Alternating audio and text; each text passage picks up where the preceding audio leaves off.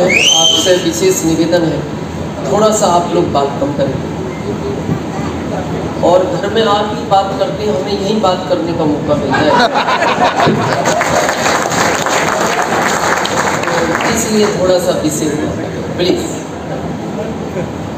अब यहाँ से जाने के बाद हम भी चुप ही रहेंगे, तो इसलिए हमें यहाँ तो बोलने दो। चलो थोड़ा सा फेस ट्रेबल कम कर दो इसका। हेलो हेलो, वॉल्यूम बढ़ाओ, वॉल्यूम। हेलो हेलो, ठीक है, ओके। और अब कोई डिस्टर्बेंस मत करना, और ये भारत का माइक है, दूर से पकड़ता है, थोड़ा दूर ही रहना इससे। ओके चलो, रेडी है?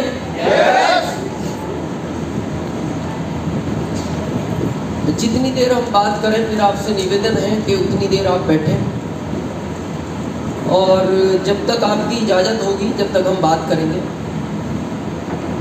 कंडीशन नहीं है इतनी देर बैठना है। 150 खर्च किया है,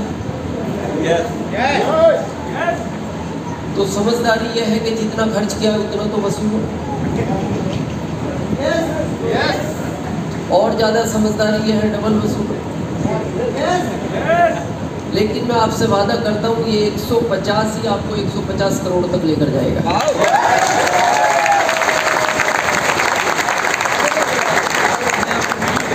हम बीच में पूछते रहेंगे वसूल हो गए, जब आप कहते कि वसूल हो गए मीटिंग बंद कर देंगे। जब तक आप कहेंगे अभी वसूल नहीं हुए मीटिंग चल लेते। क्लियर है? कुछ लोग पीछे खड़े हैं, अगर आप बैठना चाहते हैं आगे बैठ जाएं। एक्चुअल आदमी क्या है, जमीन पर बैठना पसंद नहीं करता,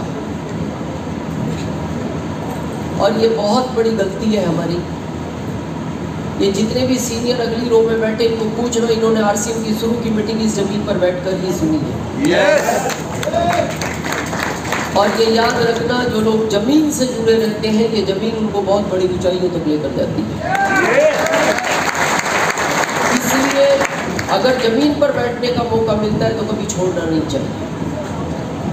और कई बार हमारे बुजुर्ग भी बोलते हैं, आपने सुना हो, बेटा आजकल शायद जमीन छोड़ दी तुमने। कुछ पीछे समस्या है? हाँ आएगा, रुको रुको। नहीं, आप जिन जिन को आवाज़ नहीं आ रही वो लोग हाथ खड़ा करें। Very good. अच्छा, आपने ये हाथ ये सुन के ही तो खड़ा किया, जिन जिन को आवाज़ नहीं आ रही।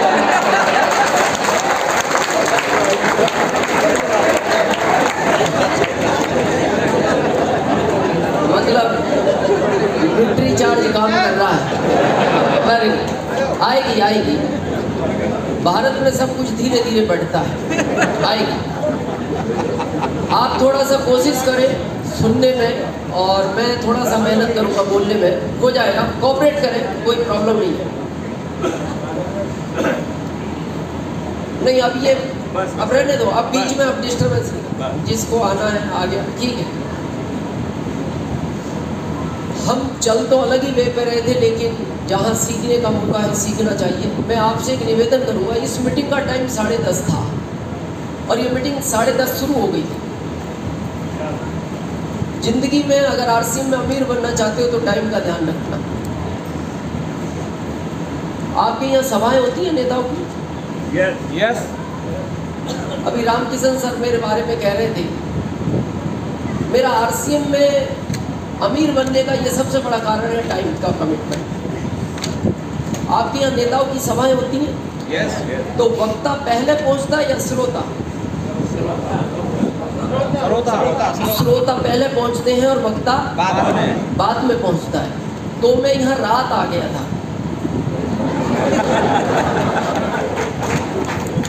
कब आया था? रात, क्योंकि मैं वक्ता था। मैं सुबह भी आ सकता था, मेरा कल अलीगढ़ प्रोग्राम था, मैं रुक सकता था, वो मेरी होटल बुक थी, लेकिन फिर भी मैं रात आ गया, क्योंकि मेरे को पता है कि आरसीएम का 1 मिनट 1 अरब दिलाने की ताकत रखता है। तो थोड़ा सा विशेष ध्यान रखें। लोग अभी भी आ रहे हैं, और देखना हम भारत के लोग हैं, बहुत लोग मीटिंग खत्म होने तक भी आएंगे, और बहुत लोग तो आने के बाद ये पूछते हैं मीटिंग खत्म कर दी। तो उनको आप एक अच्छा जवाब देना कि आप ठीक समय पे आए हो, हम ही थोड़ा जल्दी शुरू हो गए थे। चलो, तो हम बात कर रहे थे जमीन की। पैसा चाहिए, कागज से बनता है, कागज पेड़ देता है, पेड़ ये जमीन देती है। yes. जिससे आप परहेज करते हो, सब कुछ ये देती है। सोना चाहिए, इसके अंदर है, चांदी इसके अंदर है, जितनी भी धातुएं सब ये देती है। और जिस पर हम बैठने से परहेज करते हैं, तो मेरा आपसे निवेदन है, जमीन पर बैठने से कभी परहेज नहीं करना चाहिए। और वैसे भी आपने सुना है, जमीन पर बैठने वाला जमींदार कहलाता है।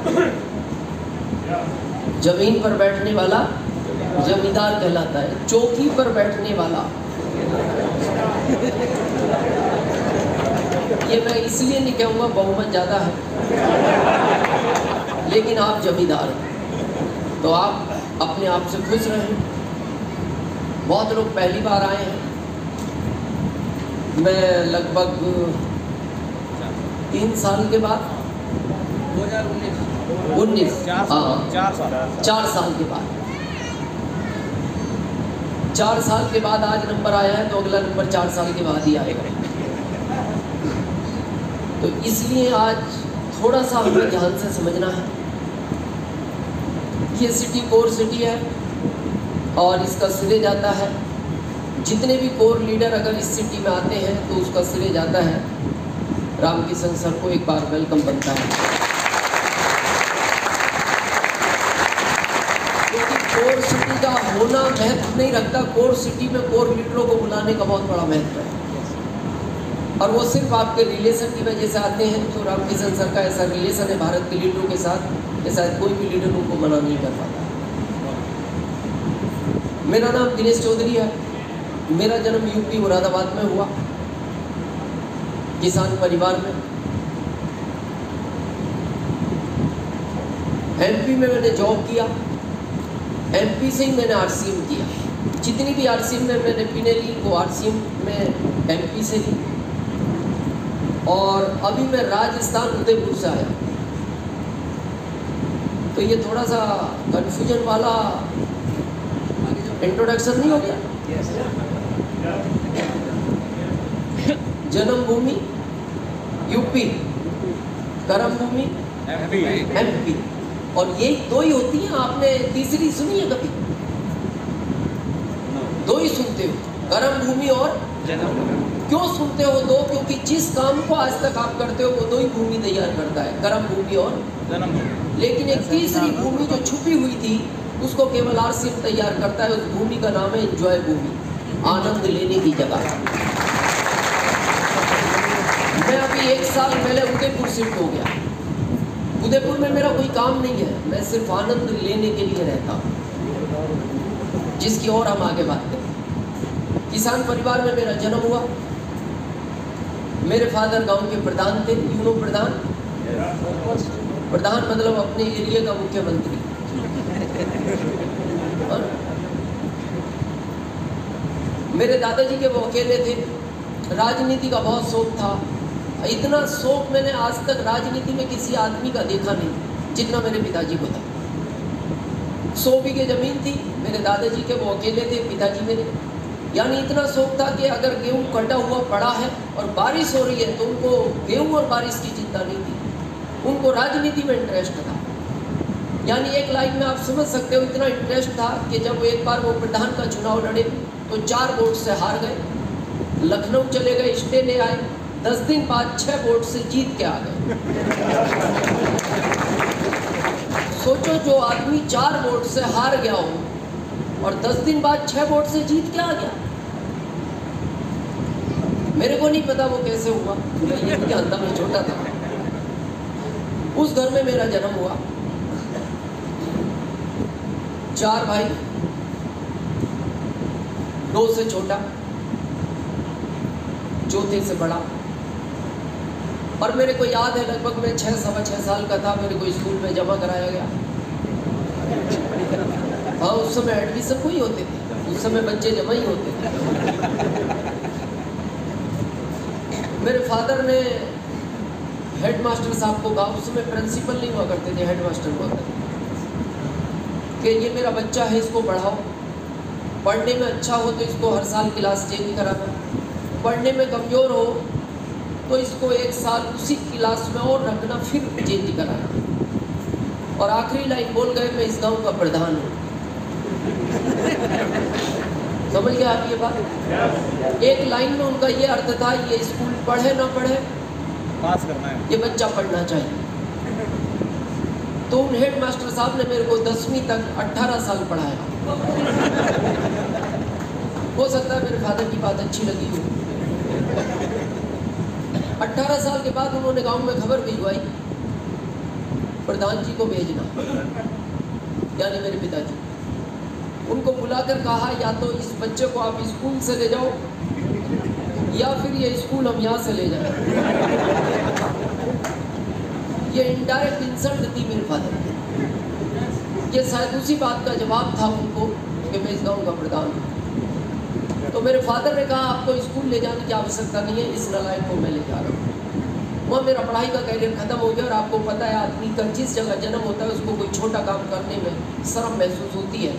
तो मेरी माँ ने कहा, देख यूपी गवर्नमेंट जॉब तो देगी नहीं क्योंकि तेरी पढ़ाई अच्छी नहीं हुई, तेरे को कोई काम करेगा शर्म महसूस होगी, और तू थोड़ा सिद्धांतवादी व्यक्ति है, और मैं शुरू से सच को बहुत पसंद करता हूँ।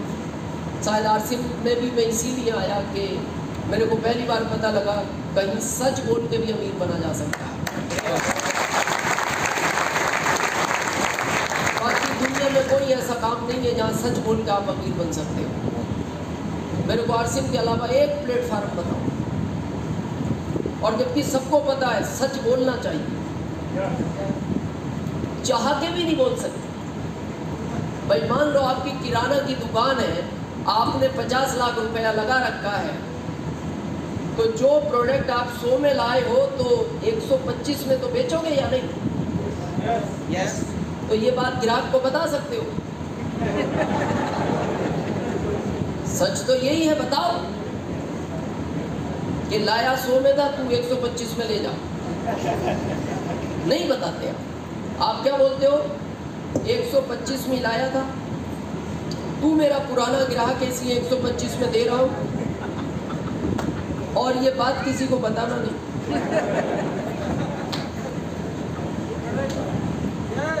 और ये बात वो हर व्यक्ति को बोलता है, ये बात किसी को बताना नहीं, क्योंकि कोई दुनिया में ऐसा काम नहीं है जहां सच बोलकर अमीर बना जा सकता है। वकालत पैसे को समझते हैं? किस चीज का पैसा मिलता है? झूठ बोलने का। और जितना अच्छा झूठ बोल सकते हो उतना अच्छा पैसा बना सकते हो। लेकिन आरसीएम में वही आदमी अमीर बनेगा जो इसको सच के साथ करेगा।